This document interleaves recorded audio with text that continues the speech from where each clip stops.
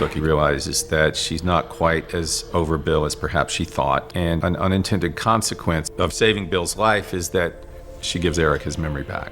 So all of this really kind of beautiful, romantic, Eric innocent and childlike and so warm, we call him emo Eric, that's gone. It remains to be seen, is the love that they felt for each other, can it exist in a world where he remembers who he is? So what's the problem? Bill. Sookie's realizing, I'm in love with two men. How do I deal with that? We'll find out. Marnie, once she invited Antonia to possess her and was taken over, the weird thing is that Marnie found herself in the most powerful, intimate relationship that she's ever been in by sharing her body with a 400-year-old dead spirit. She's an outcast. She hasn't had friends around her. She's grown up very lonely. And now she has Antonia, who has given her a friend and a sister. I think Marnie's actually a very sympathetic character in that she's so lonely and so sheltered. And so she gets a taste of power and she gets a taste of intimate emotional communion. She cannot let that go. They are cruel. They are bullies. They treat you like a pariah. And so, being a compassionate person, Antonia says, okay, I will stay with you, but whether that is a lifelong alliance remains to be seen. After this horrible night of violence at the Dorchester, we find out that Bill is going to get rid of Marnie at all costs.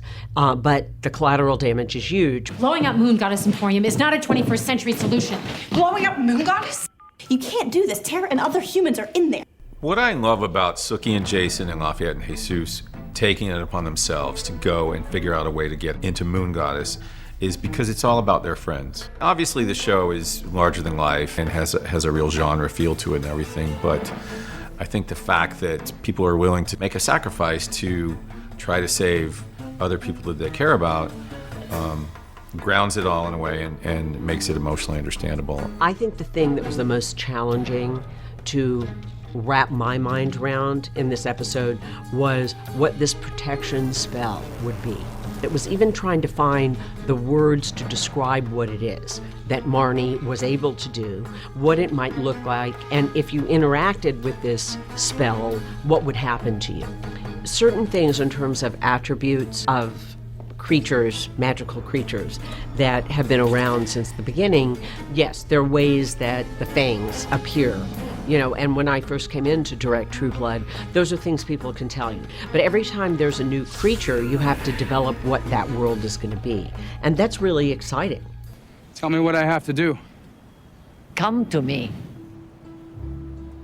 Jesus decides he's the only one that can go through the protection spell into Marnie. He's taken his family's tradition of dark brujo magic into himself, and he spent his whole life trying to avoid it. Now he finds himself in a situation to save himself and to save those that he loves. He's got to dig into that dark, dark magic, and it's scary. Of course, Sookie goes and ends up being inside Moon Goddess right as they're about to launch a full-out attack. These vampires are reduced to pulling up in a big black SUV and piling out with traditional weapons, including a grenade launcher. And this attack is being led by Bill and Eric, the two men who are in love with her. So it's all kinds of complicated, which I think is why we like the show so much.